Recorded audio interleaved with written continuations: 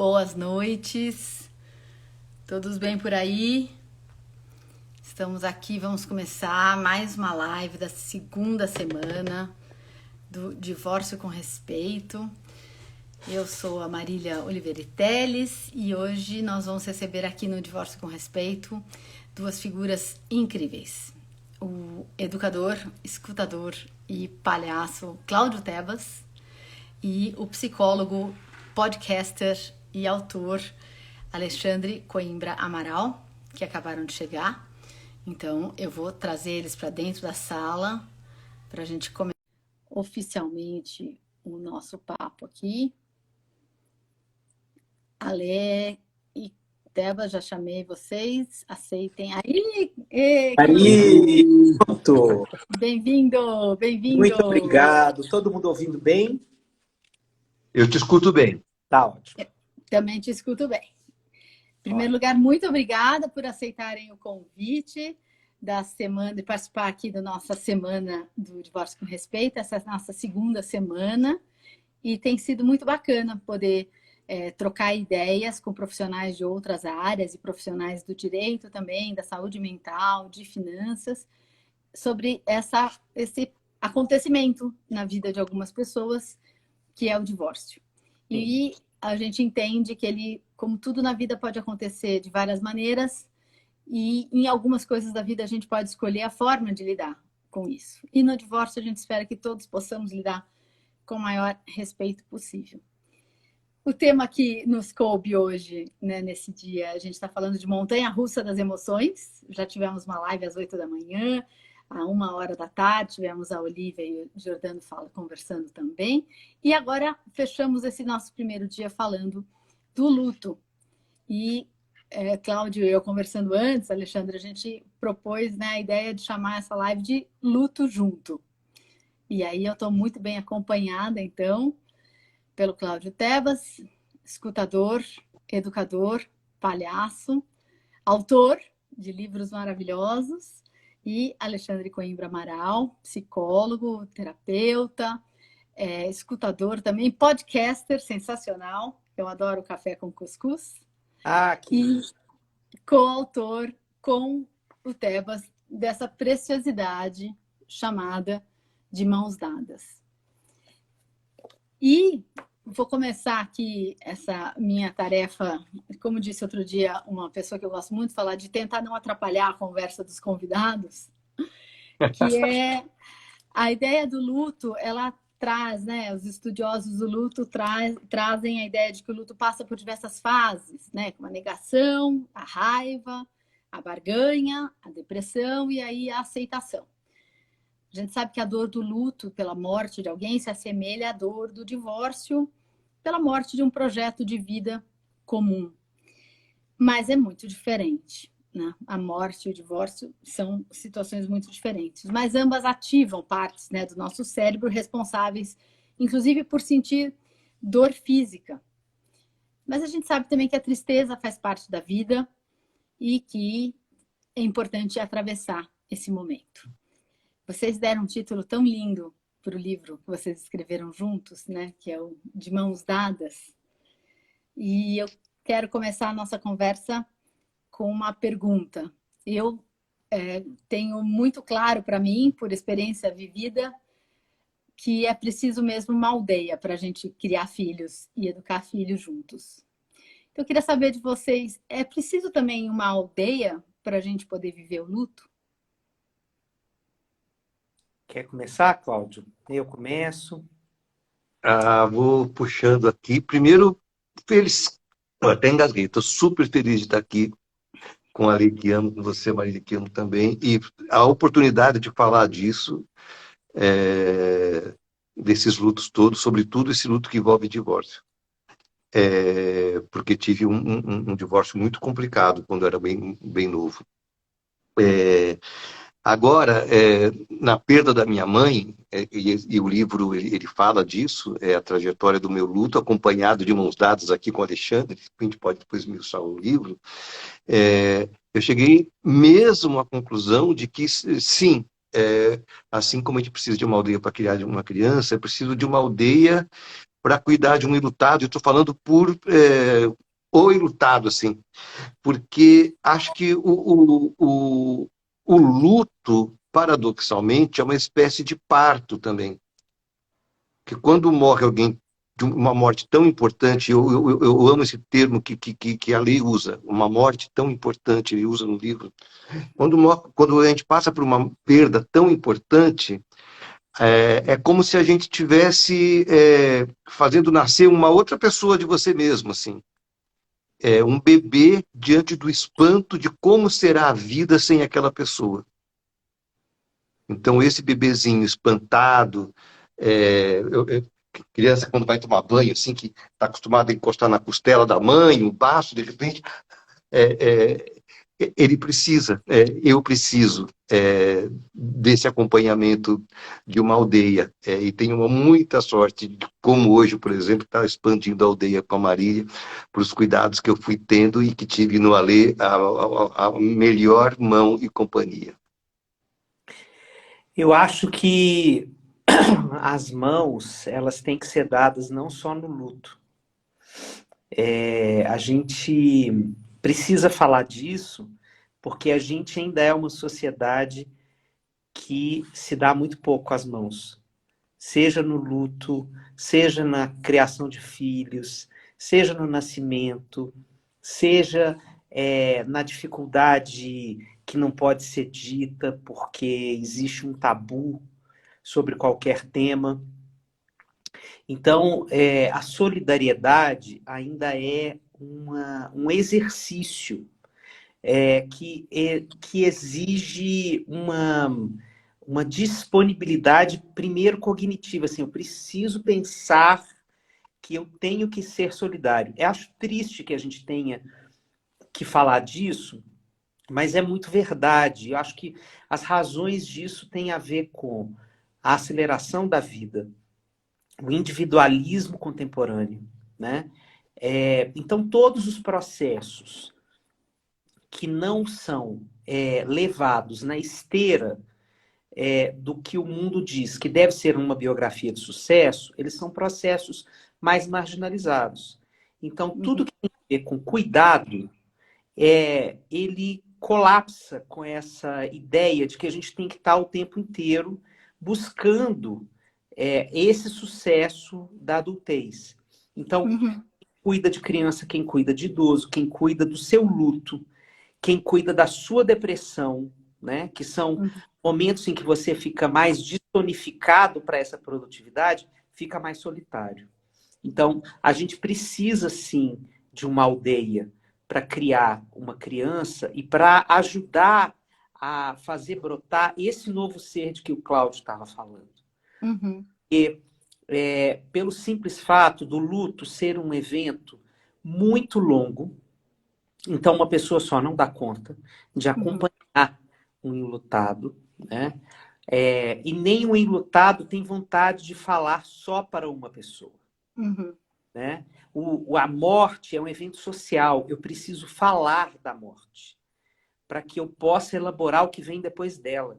Então, eu preciso de ter pessoas disponíveis para escutar as minhas saudades, as minhas memórias, os meus desejos para a vida, os meus desesperos, escutar os meus gritos, os meus silêncios, os meus choros, os meus alívios, os meus suspiros, todas as emoções que me atravessam, eu preciso de gente para escutá-las. As pessoas têm uma disponibilidade muito limitada para esse tipo de experiência, porque conecta a gente com a própria finitude, então a gente fica se afastando disso. Então, ainda mais no luto, a gente precisa, sim, de uma vila, não é de uma vila, não, é de uma metrópole. Alexandre, você sabe que o que você me falou, eu pensei em duas partes aqui. Uma parte é que meu trabalho, eu sou uma profissional da resolução consensual de conflitos. O que isso quer dizer? Eu sou uma advogada de formação, mas eu trabalho somente com co-construção de acordos, com a co-construção de consenso, né? E isso no divórcio também, que é criar junto, pode ser cada um com seu advogado, não é preciso ser um advogado para todo mundo, pode ser várias pessoas, enfim, envolvidas nessa discussão, mas a ideia é de criar, acomodar os interesses de todos da melhor maneira possível, com soluções com as quais todo mundo possa conviver. E muito constantemente eu trabalho em equipe. Eu sou advogada e eu procuro, né, trabalhar com um profissional da saúde mental, que na maioria das vezes são psicólogos, eles podem ter outras profissões de origem. E quando a gente forma uma equipe, tem uma metodologia que são as práticas colaborativas com a qual eu trabalho, o direito colaborativo também, né? Então, eu queria destacar que tem isso que você fala, acho que é importante, porque quando a gente, como profissional, também está em equipe, também está solidário, eu trabalho melhor. Então, do lado, né, brincando, do lado de cada balcão, como é importante também ter uma equipe, né?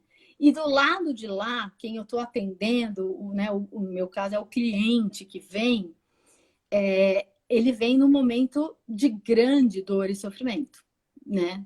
Nesse momento de um conflito grande na vida dele, que pode ser a perda de alguém, mas no caso aqui nós estamos falando do divórcio, então eu vou trazer de volta a questão do divórcio. E aí eu pensei nisso, né? Dele ter mais escuta para os diferentes momentos que ele está vivendo nesse momento do divórcio, né? Que a gente também vai se divorciando do parceiro, mas tem o divórcio da família do parceiro, né? Tem o divórcio dos amigos comuns. Então, como todo mundo se movimenta quando esse episódio acontece, é um luto que é vivido diferentemente, mas por muita gente ao mesmo tempo. E é muito bagunçado. E vocês têm uma frase tão bonita no livro de vocês, que eu queria puxar aqui para o nosso papo também, que é: o caos é o pai das fases intermediárias da vida. Então, eu acho que o divórcio é um caos na vida da pessoa, né? E como é isso? Como vocês veem essa possibilidade da gente viver esse caos de mãos dadas? Enfim, Cláudio começou falando, né, que você teve um divórcio conturbado, você falou, traumático. Como foi isso? Como você olha hoje para trás e pensa como eu poderia construir isso de uma outra forma? Assim, esse caos. Como é que você passou por esse caos? Como é que é isso? Foi muito sofrido. Hoje eu olho para trás e vejo, não poderia ter passado de outra forma, porque eu não tenho a maturidade que eu tenho hoje, com quase 60, eu tinha 24. E teve um lado, escutando vocês, eu fui chegando às conclusões agora, nesse instante que a gente está falando. Tem um lado, já que estamos falando desse luto, dessa dor da separação, tem um lado muito anestésico, porque sentir raiva do outro anestesia a dor que você está sentindo. Então, se te oferece a possibilidade de você ir para a guerra, de alguma forma você olha para fora em vez de olhar para dentro. Você canaliza de um outro jeito. Então percebo que naquela época a forma como foi conduzida pelos advogados foi uma forma muito cruel.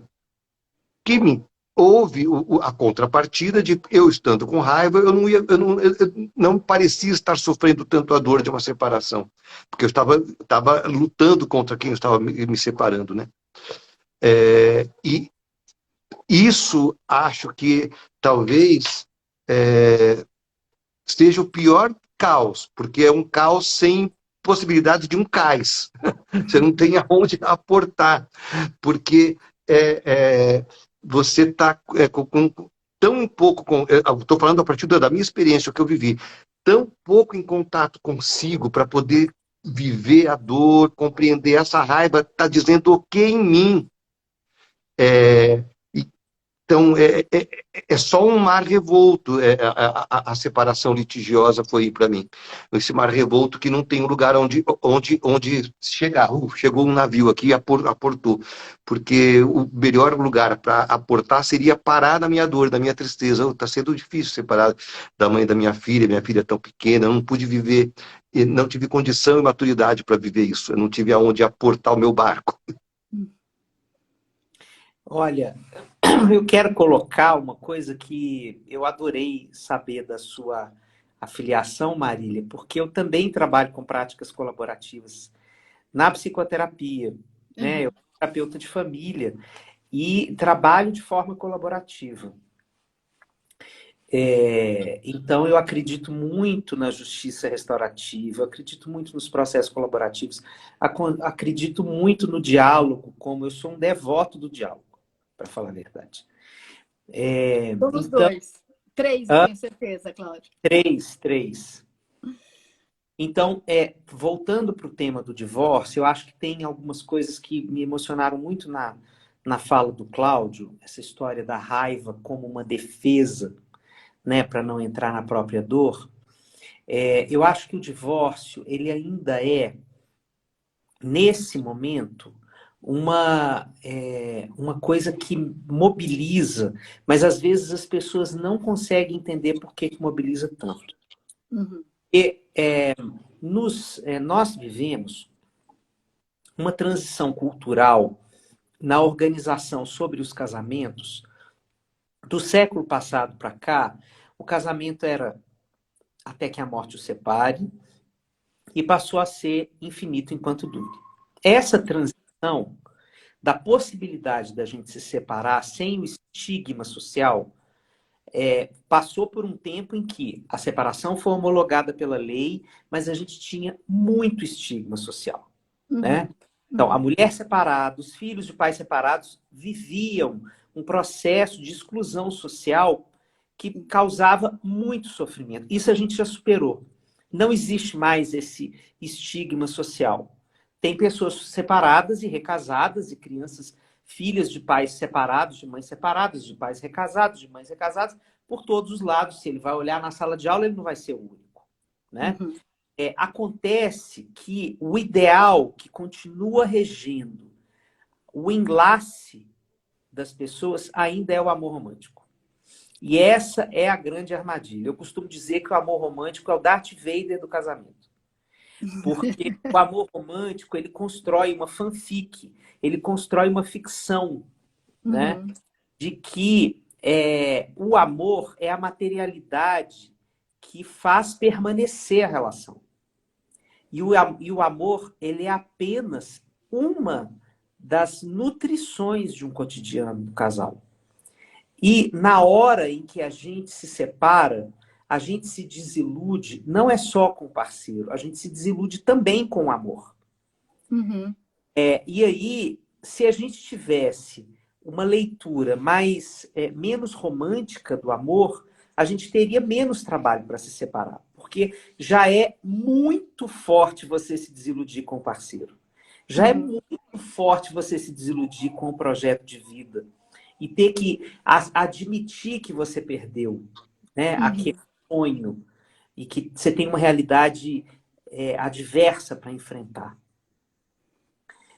O peso dessa raiva, do amor não ter me correspondido naquilo que eu projetei de expectativa para ele, mas você, seu amor, você me invadiu de um jeito e você me tomou de um jeito quando eu fiquei com aquela pessoa, que você me prometeu que ia ser para sempre. Aquilo que eu sentia parecia ser uma energia que ia ser suficiente para manter essa aventura aqui por muito tempo.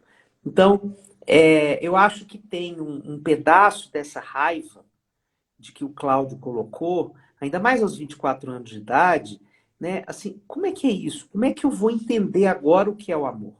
Né? Como é que uma separação... Que trabalho psíquico gigantesco é esse que eu preciso fazer para separar o que é a minha idealização do amor e o que é a real incompatibilidade desse casal continuar juntos pelos motivos que foram ocorrendo e degringolando o relacionamento ao longo do tempo. Isso é uma grande tarefa, que é parte desse luto da separação, sabe? Eu percebo isso ainda muito no nosso cotidiano. Acho que separar ainda é uma coisa emocionalmente muito dispendiosa e muitas vezes a vila em volta das pessoas separadas está falando frases como que é isso, a fila anda, vamos embora e etc. E não consegue escutar, e não consegue ter disponibilidade para escutar o tamanho desse maremoto, sabe? Perfeito, Alexandre, perfeito. As pessoas estão comentando aqui, né? Falando que são muitos os lutos, né? Um luto de um pertencimento, é um deixar de pertencer, luto de idealização, né? Que a gente se prepara, né, até para a festa de casamento, mas a gente às vezes não se prepara para o casamento, quanto mais para o divórcio, né? Essa falta de escuta e essa tentativa de não deixar a gente entrar em contato com a nossa tristeza, né? A fila anda, daqui a pouco vai ser, né? Vai acontecer outra coisa na sua vida. E eu acho que o que é bacana, e aí eu vou falar aqui, né, do ponto de vista da advogada que recebe as pessoas nesse momento, que eu fui aprendendo, que sempre uso uma metáfora que é, eu estou recebendo as pessoas com queimadura de 3º grau. Eu tenho que ter muito cuidado para tocar, né? As pessoas estão com a pele muito sensível, elas estão ali num momento de transformação muito grande. E como me ajuda, como é importante ter um terapeuta trabalhando junto comigo em equipe. E que isso fique claro para os clientes. Que nós estamos trabalhando juntos, que é complementar, que é horizontal, né, o nosso trabalho.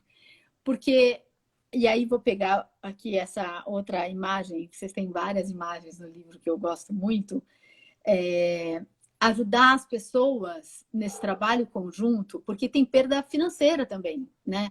O advogado tem a perda da convivência com os filhos, não vai ter...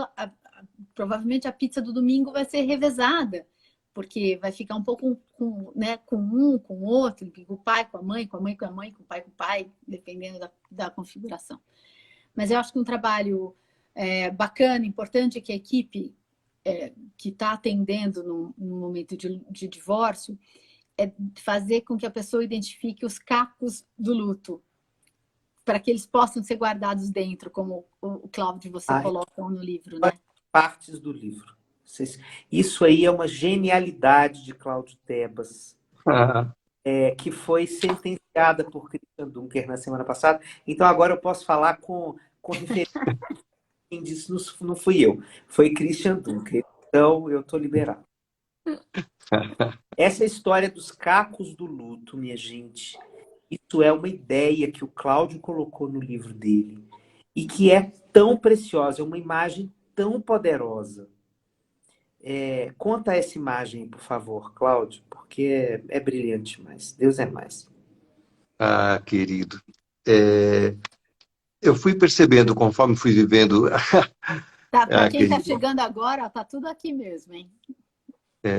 Ouvir do Cláudio é muito melhor. Ah, linda. Porque é um processo mesmo. Eu só fui ter capaz de chegar, né, nessa possibilidade de imagem, porque a gente estava junto, né? Eu e a minha rede de afetos aqui. De repente eu fui estou escrevendo um livro sobre a perda da minha mãe, e de repente eu estou escrevendo, é um diário, assim, né, compartilhado com a Lê, e percebo que estou falando da falta que eu sinto de conversar com a minha irmã, e que eu nunca tinha vivido o luto da nossa intimidade, não é nem da morte dela, que minha irmã morreu com 52 anos de câncer, mas eu fui perceber que, nossa, eu nunca tinha entrado em contato com essa particularidade da perda da minha irmã. E aí eu trago no livro isso, que não sei se é possível viver um luto integralmente, porque quando a gente perde alguém, a gente se espatifa em tantos pedaços, assim, que a gente só dá conta naquele primeiro momento de juntar os cacos que estão mais por aqui, né? O que a gente consegue dar conta.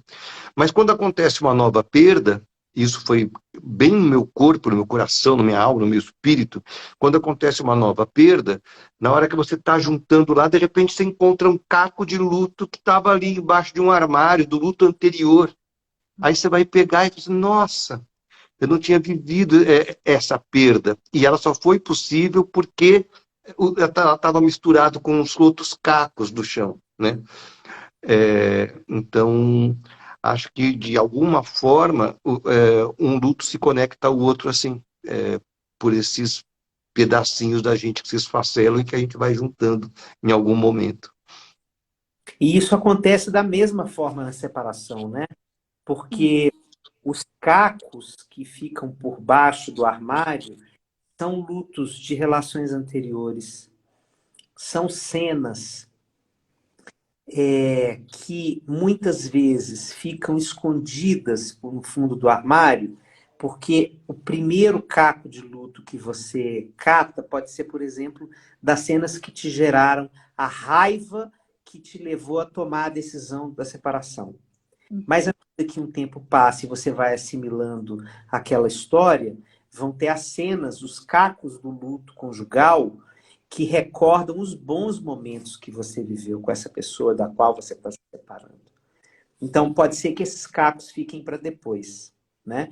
Pode ser que os cacos debaixo do armário, numa separação conjugal, sejam essas outras dimensões do luto. Os amigos, né? Devolvo Neruda que você me tomou e nunca leu, lá como cantava o Chico no Muito bom. Trocando em Miúdos. É isso aí, só Chico Buarquianos entenderão.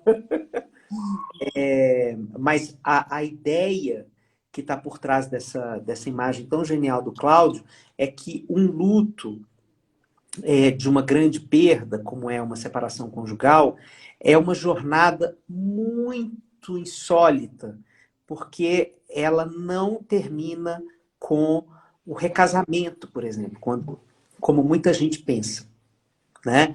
Assim, eu voltei a me relacionar com uma pessoa, acabou meu luto. Não.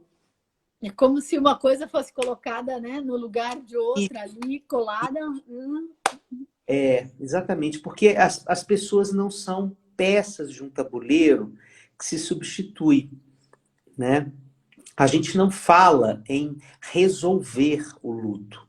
A gente fala em elaborar, né? Então a gente elabora um pedaço da história e sempre vai ficar um pedaço faltante, né? Na hora em que a sua nova parceira, o seu novo parceiro, por exemplo, te desiludir por alguma razão besta e você sentir saudade daquele de quem você se separou.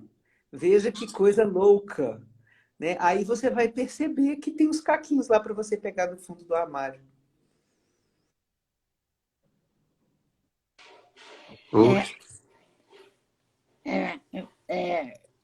Você falou isso, eu usei essa imagem, é como se a gente pudesse colar alguma coisa, né? Então tem um pneu na câmara do pneu furou, tá lá escapando, eu colo e rodo, né, de novo, né? E como é diferente. E aí eu vou puxar mais uma imagem, porque vocês dois são sensacionais. Eu amei esse livro, é muito cheio das imagens. Acho que isso é muito bonito que vocês trazem para a gente. É muito linda essa composição, essa delicadeza de vocês, desse tecido que vocês fazem de uma forma tão, tão linda, né? Até uma digressão rápida aqui, aquele momento do silêncio é maravilhoso, né? Quando o Cláudio não escuta nada e de repente Alexandre devolve um texto. É lindo. A gente entra na relação de vocês. Mas fechando aqui o parênteses, você fala desses cacos que a gente vai catando e é tão importante, né? Tê-los, saber que eles existem dentro da gente, até que eles vivam aqui dentro e não machuquem. É também poder lamber os vazios, né? Que é essa ideia que vocês trazem, esse poder permitir que esse momento exista, né? Nossa, lamber vazios é talvez a coisa mais difícil para se fazer na vida. E a gente vai colocando um monte de recheios no vazio para não ter que lambê-lo, né? A nossa maior especialidade é encher o nosso vazio de coisa. A gente enche de café, a gente enche de comida, a gente enche de álcool, a gente enche de sexo, a gente enche de Netflix, a gente enche de um monte de coisa, né? A gente pode fazer essa compensação desse vazio com muita coisa. E o mais difícil, por isso que a gente precisa de companhia, porque quando a gente tem companhia, quando a gente tem mãos dadas, a mão que nos oferta apoio, ela não vai visitar o vazio por nós. Ela vai escutar o que é o resultado dessa visita. Sabe? A gente vai lá, desce lá no vazio.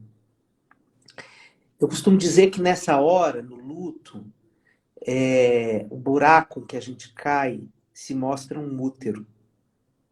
sabe? A gente cai num buraco, um buraco, um buraco, a gente acha que está num buraco, mas a gente está no útero, e a gente está recostado em uma das paredes do útero, se fazendo uma nova pessoa, mas está em profunda sensação de vazio, chorando, sem saber o que vai ser da vida, né?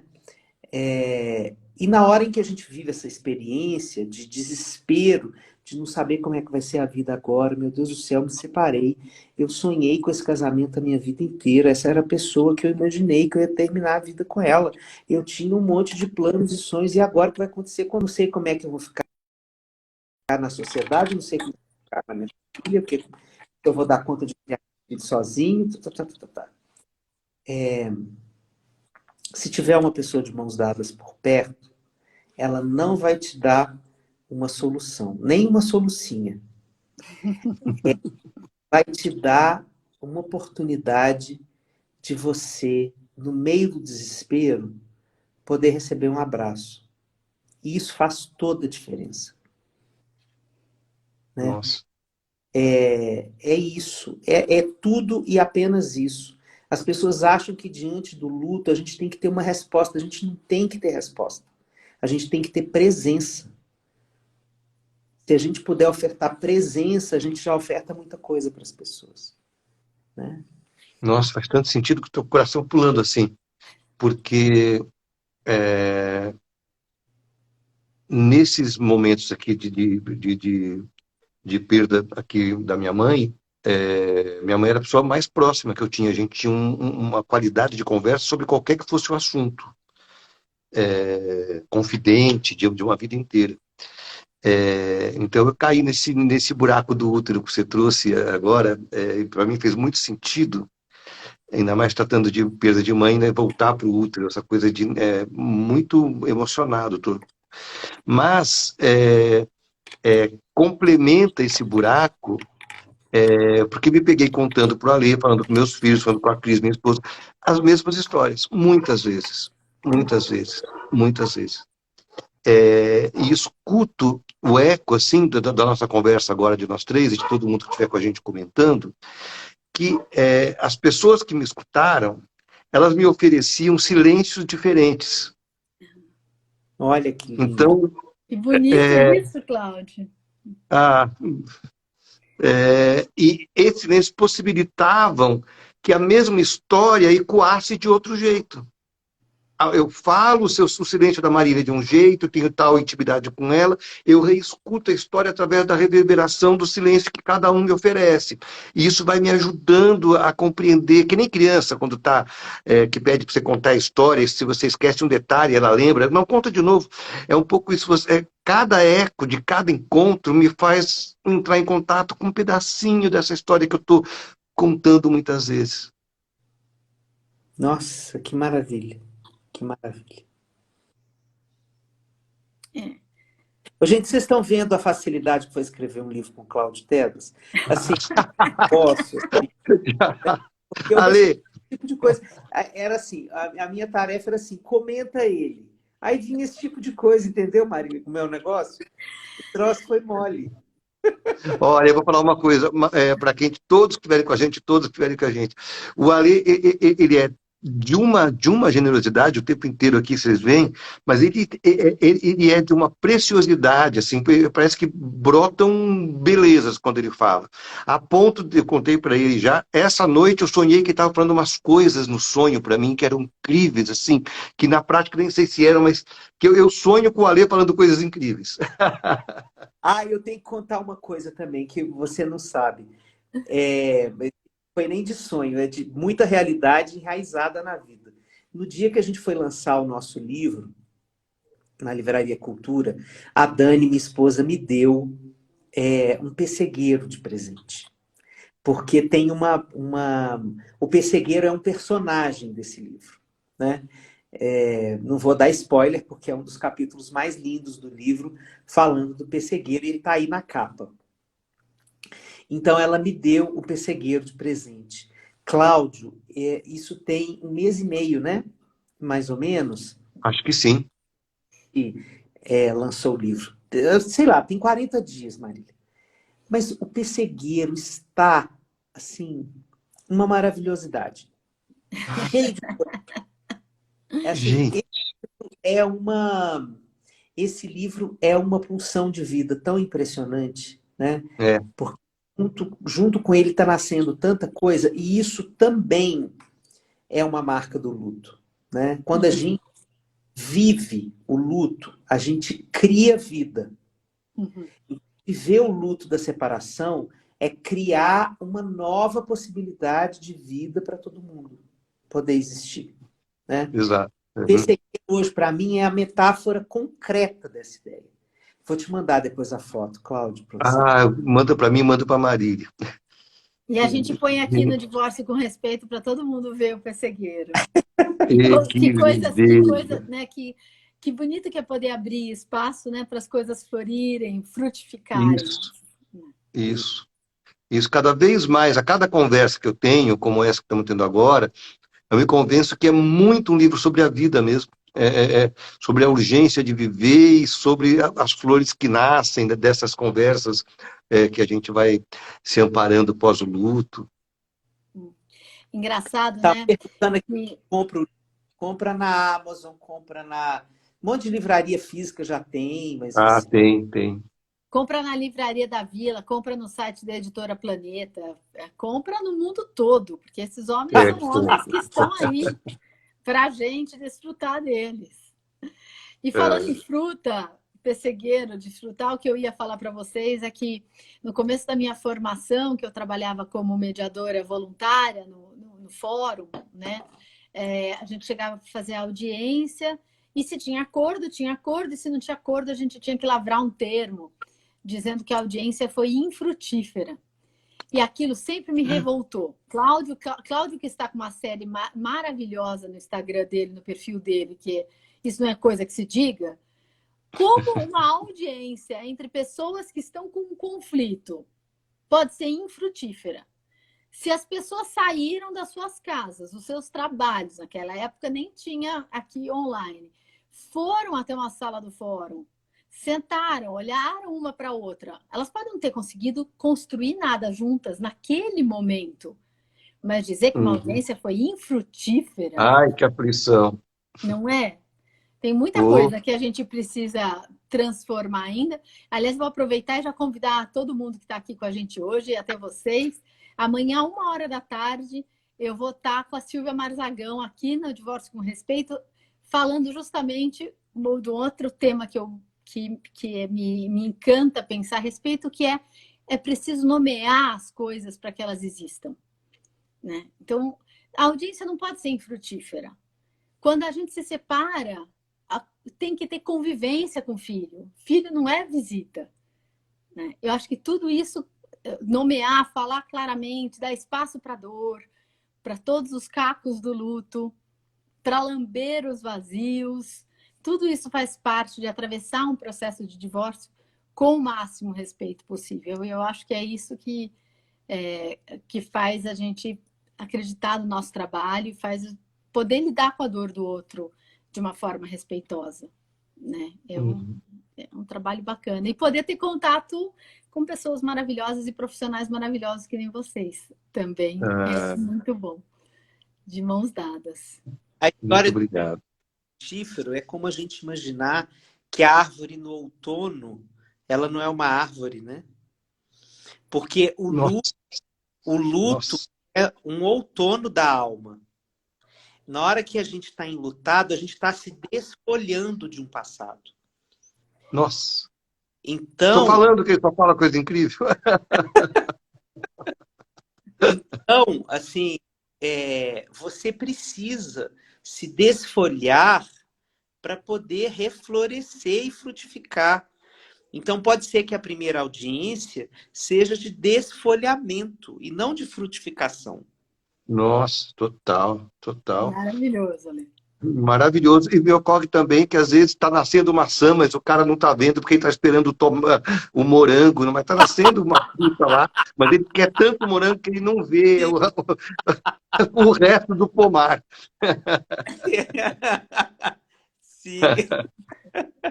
Exatamente. É bem por aí. Bem por aí. Sim, vai ficar salva essa live, viu, pessoal? Quem está gostando aqui do nosso papo e quiser indicar para os amigos depois, a gente vai ficar aqui juntos, né, essa conversa fica aqui também.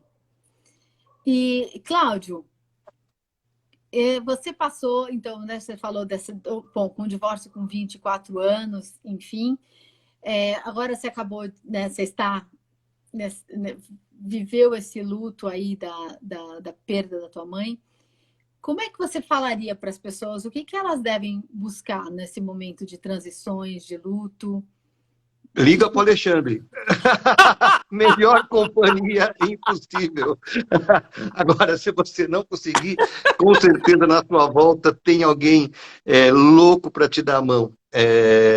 Então, dê a mão para sua dor, dê a mão para sua tristeza, dê a mão para sua raiva. Outro dia o Alexandre falou de alívio, dê a mão para o seu alívio. Cuidar de uma pessoa extenua, plenamente possível e legítimo você sentir alívio, né? Então, dê a mão para tudo que você sente e dê a mão para alguém com quem que você possa compartilhar isso. E assim, se você sentir que você está só no seu luto, não acredite que o problema é seu. Não acredite que é uma falha sua. Porque você é mais complicado, porque você é mais chato, sabe? Invista em buscar pessoas, ainda que pessoas novas na sua vida, com quem você possa conversar sobre o que você está vivendo. Essas pessoas novas podem ser terapeutas, pode ser grupo de apoio, né? Pode ser pessoas do colégio, dos seus filhos, com quem você nunca tinha conversado, porque eram pessoas que não estavam vivendo o mesmo estado civil que você, e agora você vai começar a olhar para a vida. Sabe aquela história? Você compra um carro amarelo, você começa a prestar atenção em todos os carros amarelos da rua. Uhum. Então você vai ter uma virada perceptiva, assim, vai começar a mirar a sua percepção nas pessoas que estão se separando, ou nas pessoas que estão já divorciadas, ou nas que estão recasadas. Né? Se você quiser saber de um spoiler lá, qual que é o spoiler da próxima temporada, como é que é começar a namorar depois? Né? Como é que é esse negócio? Quais são as dificuldades que você viveu e tal? Dá para ter esperança? Você passou por essa lama que eu estou aqui agora, de achar que nunca mais ia rolar nada? Tristeza no coração o tempo todo? Então, se a gente não tem do nosso lado o que a vida não nos oferta, a gente inventa. A vida não é um pacote dado. Nós somos construtores da vida que a gente precisa. Então, se a gente não tem a solidariedade que a gente merece ter na hora da separação, a gente tem o direito de construir essa rede. Isso é um direito nosso. Uhum. Muito importante isso, Alexandre, muito importante. Esse direito de construir, né? Esse direito de ir e não se sinta culpado, né? Não é uma coisa sua. Você vá atrás, busque construir juntos. E nesse juntos, eu pensei numa coisa, queria ouvir um pouquinho vocês. Como é que a gente elabora junto com os nossos filhos o divórcio, não é? No casal que tem filhos e que está se divorciando. Como é que ficam os filhos junto com a gente nessa elaboração? Posso começar essa, Cláudio? Por favor, você é especialista nisso, eu sou só um palhaço atrevido aqui. De contar algumas histórias aqui. Eu acho que, em primeiro lugar, as pessoas têm muita preocupação com a cena inicial, que é de como contar para os filhos que a separação vai acontecer. Né? E isso, gente, é uma coisa que, primeira coisa que a gente tem que ter, a consciência de que nós não temos que performar para os nossos filhos. A gente não tem que botar um fraque de gente bem resolvida para conversar com os filhos, porque isso vai ser o que vai proteger os nossos filhos do trauma. Não. Nós somos humanos, nós estamos dilacerados, nós estamos em dor, a dor pertence a nós e pertence a eles. A gente vai falar da nossa dor, eles vão falar da dor deles. a gente vai escutar a dor deles e eles vão escutar a nossa dor. Não tem jeito de ser diferente. Não tem jeito de ser uma conversa asséptica, sabe? Como se fosse um memorando. Não tem. Tem muitos casais que pedem isso. É impressionante, Marília. Tem muitos casais que acham que tem que... viemos por meio desta comunicar-lhes que... Sabe? Não, e eu tô rindo, Alexandre, Atenciosamente. porque eu, como advogada, como eu trabalho só com consenso, né? Então as pessoas já chegam hoje no meu escritório sabendo que eu vou trabalhar junto para a gente chegar num acordo. Então, isso já é um pressuposto de quem acaba me procurando. E aí, às vezes, chega o casal e fala assim, não, a gente que veio aqui para você dizer para a gente como é que a gente conta para os filhos. Eu falei, como assim? Vocês querem um roteiro? Não existe, não. Não tem roteiro. Pois é, porque o que vai se colocar ali naquela cena, o que é mais importante? Bom, em primeiro lugar, se o casal tiver condição de dar algum nível de garantia sobre alguma coisa da vida que vai se perpetuar, isso é bom para a criança em qualquer fase. Por exemplo, eu vou continuar te levando para a escola. Que seja um ato da vida que permaneça. Né? A gente vai continuar indo pro jogo do Palmeiras toda quarta-feira. Ou eu vou vir contar história para você 2 vezes por semana. E mesmo que esses acordos sejam temporários e que eles vão mudando ao longo do tempo, é importante para a criança sentir que aquilo ali não é um desmoronamento completo do vínculo. Que vai ter uma transformação, mas que tem uma base que a fase antiga permanece na fase nova. Entendeu? Se o casal já puder ter esse tipo de consenso acordado, isso é ótimo, isso facilita. Agora, o que realmente vai fazer com que as crianças lidem bem com a separação dos pais são 2 coisas. Primeiro, não serem colocadas no meio da separação. Segundo, elas entenderem que a mãe vai continuar sendo mãe e o pai vai continuar sendo pai. No Brasil, a gente tem que falar o pai continuar sendo pai, porque a quantidade de ex-marido que vira ex-pai nesse Brasil é uma coisa endêmica. Então, a criança fica mais pronta para se adaptar para a nova fase da vida se as funções daquelas 2 pessoas se mantiverem na vida dela, mesmo que numa outra estrutura, em outras casas, em outras cidades, percebe? Pode ser uma separação que tem, inclusive, uma mudança de cidade. Mas há crianças que se adaptam bem a isso, porque a função está mantida, o papel está mantido, a presença está mantida, o olhar sobre a criança está mantido. Né? Ela sente que tem uma coisa estranha ainda entre eles, que eles ainda não se resolveram, que tem uma coisa esquisita, tem um troço louco acontecendo ali no mundo dos adultos. Eu não sei entender isso, mas tem alguma coisa aqui que permaneceu na relação deles comigo e que me deixa tranquilo. Isso a gente consegue ver com nitidez nas crianças. Né? Então, essa coisa da gente ficar projetando na criança, muitas vezes a gente fica jogando as nossas questões dos adultos, das nossas dores conjugais, porque as crianças já estão lá, ó, eles passarão e eu passarinho. Né? Sim. Olha, alguém comentou aqui uma coisa que estava na ponta da minha língua e do meu coração, pedindo para ser dito, que bom que comentaram. Eu não sei achar de novo o comentário, mas não precisa. Que as crianças, elas têm soluções incríveis. E acho que, estou falando como professor de muitos e muitos encontros, falando de emoções, de situações de emoções, e as crianças vão partilhando. E como alguém que passou por divórcio. Primeira coisa das minhas percepções das crianças com meus filhos, como é importante para ela, queria escutar o Arico como psicólogo, mas como é importante para a criança ela se perceber fazendo parte daquilo.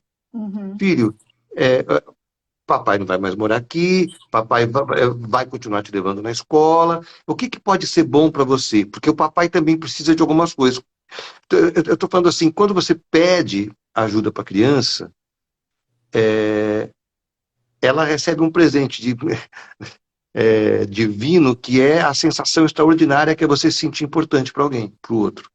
Então, quando, filho, o pai está tristonho hoje, pode fazer um cafunézinho? Só da criança poder fazer isso, ela passa a perceber que não é só ela que tem dor, que o pai também tem, que ele é humano. E nessa troca, acho que cria um campo de construção do possível, do agora, né?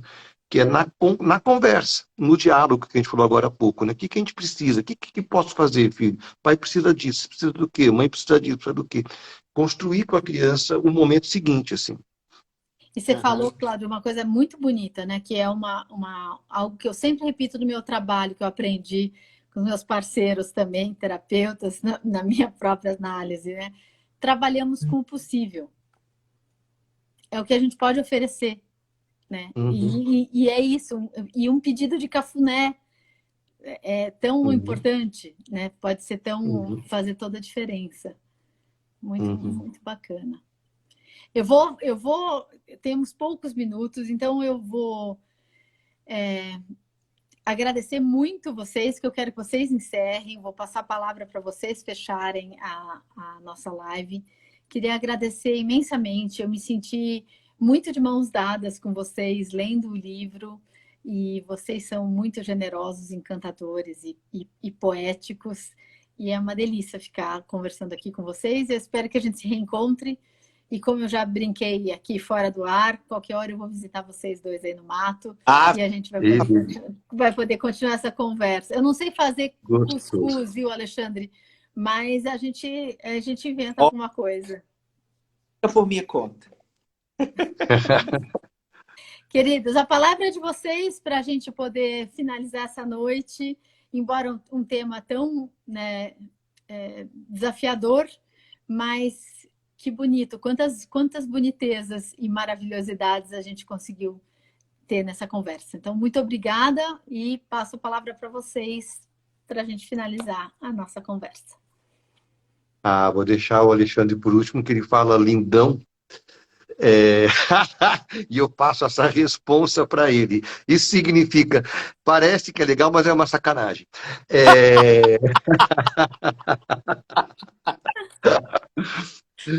Agradecer muito, Marília, muito, cada uma que esteve com a gente aqui. Eu estou cada vez mais convencido que esses espaços são o que a gente precisa para lubrificar a vida mesmo, assim. Eu e a Lê, a gente vai fazer agora mês que vem, a gente não tem a data ainda, a gente conversou muito rapidamente, um encontro por mês com leitores e leitoras do livro, para amplificar esses espaços, como esse que você criou hoje, Marília, que nos ofereceu tão gentilmente. A gente vai passar a fazer um encontro mensal com leitores e leitoras do livro para acolher-se e continuar criando esses espaços como esse. E eu só tenho a agradecer, um beijo no coração de cada um, cada uma, obrigado de coração. Olha, eu quero dizer o seguinte, que separar em qualquer nível da vida, né, é uma frustração, porque o desejo da alma é a fusão. Uhum. É a perpetuação, é a eternização do momento. Né? Então, quando a gente se separa, a gente se dá conta que o para sempre sempre acaba, como dizia lá o Renato Russo. Né? Então, a experiência que eu vivi de poder escutar um ano este homem falando desta dor me ensinou muita coisa sobre a vida. Esse é um livro sobre a perda de uma mãe, mas ele é um livro sobre a amizade. Eu quero trazer essa definição, que não é minha, nem do Cláudio, é da Ana Sui, uma psicanalista maravilhosa que escreveu um livro que está vendendo mais que o Harry Potter. É esse aqui, ó. A gente, eu estou procurando ele na minha mesa aqui. Imperdível. Imperdível o livro. E ela disse pra gente, numa palestra que nós demos juntos na Bienal do Livro, o livro de vocês não é um livro só sobre luta, é um livro sobre amizade. Essa palavra está ecoando desde esse dia. E eu fiquei me perguntando qual é o poder que um luto tem de criar amizades, de criar intimidades, né? A imagem que a gente tem do luto é uma imagem de solidão, né? Aquela mulher separada, sozinha em casa, triste, chorosa, né? Arrasada pela perda de uma vida, de um futuro. A imagem que a gente tem é da solidão. Mas a imagem do luto pode ser a imagem de uma nova conexão, de um abraço, de um reconhecimento, né? Eu acho que esse livro me ensinou isso de um jeito como eu jamais poderia ter aprendido.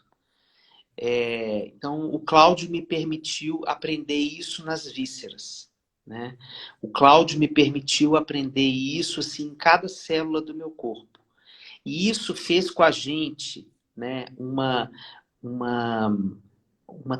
transição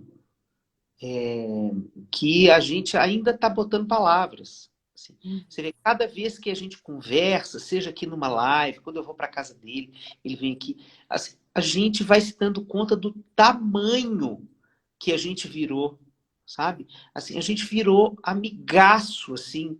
Eu não consigo imaginar a minha vida sem o Cláudio, mas... Então, Também. o luto, ele tem essas belezas para serem sentidas e vividas. Mas a gente precisa se abrir para ter compaixão consigo e com as pessoas que estão enlutadas. Então, que a gente possa olhar para os lados, né? Se nós estamos nos separando ou se não estamos nos separando, que nós possamos olhar para o lado, para as pessoas que estão se separando e que estão precisando das nossas mãos, que estão precisando da gente. E que a gente não diga qualquer coisa me liga, porque isso é a mesma coisa que dizer assim, não me conte seus problemas. Que a gente diga para a pessoa assim, olha, eu estou, terça-feira da semana que vem, eu estou com a tarde livre. Se você quiser, eu passo na sua casa, eu fico com você na sua casa. Se você quiser, eu fico aí. Se você quiser, a gente sai. Você decide para onde a gente sai. Se você quiser ficar sozinho, eu fico só um pouquinho, depois vou embora. Mas você oferta. Você oferta. Porque a pessoa está no caos dela, né? Você falou do caos aí mais cedo, Marília. A pessoa está lá no caos dela e ela não vai ter cabeça para pensar assim, o que eu quero, de quem eu quero e se eu vou ter coragem de pedir agora.